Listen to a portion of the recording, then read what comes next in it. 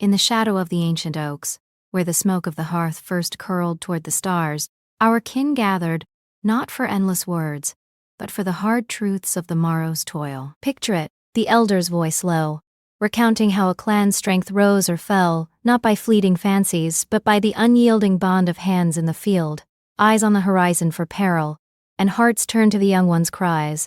What if in our time the balance of the fire, warmth from the mother's care, spark from the father's resolve, tilts too far one way, not through malice, but through a swell of voices seeking harmony over the blade's edge? This is no tale of distant thrones or shadowed councils, but of hearths grown cold, fields left fallow, and the line of blood thinned by neglect. Here, we weigh such shifts against the survival our ancestors etched into bone. Does it fortify the household or fracture it? Consider the labor of parents and elders, the first pillar of the clan. In days of old, the father ventured into the wild, his focus sharp as flint, bringing back the kill that fed the young through winter's bite. The mother wove the nets of care, mending wounds and soothing fears, her empathy a shield for the vulnerable. But when one way overtakes the other, when consensus circles endlessly, burying hard choices in layers of soft accord, the hunt falters. Tools rust unused. The elders' counsel, born of scars and seasons, is set aside for feelings that shift like mist. Here's what followed in such clans. Children grew restless, learning not discipline's rhythm but the drift of unmade decisions. Elders, once guardians of the flame, watched their wisdom fade, their guidance drowned in the hum of agreement without end. What would your ancestors have done facing a storm with voices raised in harmony, but no one to cleave the gale?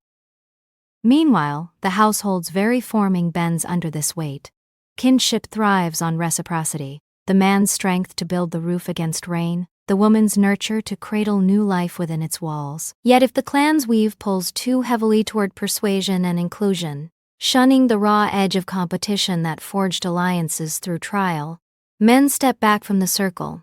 They see no path to claim their duty, no reward in labor that yields only to the group's fleeting mood. Households splinter, unions delayed, hearths empty of the laughter that echoes generations.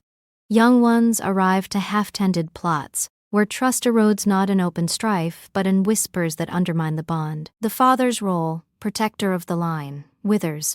The mother's care, stretched thin without shared burden, frays. Could the people endure if such drift took hold in every dwelling, leaving the vulnerable, the child at the breast, the elder by the fire, unguarded? But the cost ran deeper still, into the trust that binds neighbors and clans like roots in shared soil.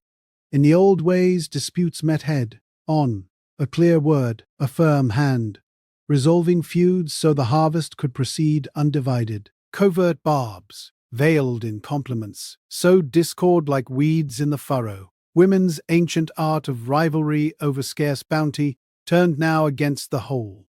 When this spreads, overtaking the open forge of reckoning, alliances crumble. Neighbors eye one another warily, hoarding grain instead of trading it. Clans feud in shadows, their packs broken by ostracism rather than mended by duty. The oversight of elders, enforcing household rules to shield modesty and the weak, loses its grip. Privacy breached not by force, but by the slow poison of exclusion. Distant edicts from beyond the ridge may echo, but they matter only as they touch the kin. If they demand one voice over all, they weaken the reciprocity that once held villages whole. Trust, the quiet pact of the field, unravels, raids go unmet, migrations falter. And so to the stewardship of the land, the final thread in survival's loom. Our forebears tilled with eyes on the cycle, risking the seed in uncertain earth, competing with beast and season to reap what sustains. Empathy guided the sharing of surplus, yes, but rationality cleaved the path, rationing in drought, culling the weak herd to save the strong. When feminine tides swell unchecked, prioritizing safety's hush over the bold stroke, cohesion's web over the solitary push, the earth suffers. Fields lie untilled, awaiting endless accord. Resources dwindle as consensus averts the hard cut. Barren patches spread. Waters diverted not by need, but by the pull of sympathy for every voice. The clan's endurance hangs here, without balance. The land yields less, the line starves. If this tilt persists, mark the end. Households fractured like dry clay, children hungry amid empty bowls, elders forgotten in the chill of unheeded tales. Fields turn to dust under hesitant feet, kinship's fire gutters low, and the memory of the line fades into wind. Survival demands no less than labor's sweat, trust's iron bond, kin's fierce protection and the land's wise tending. Restore them now through the duties of the hearth, or the ancestors' voices will echo unanswered.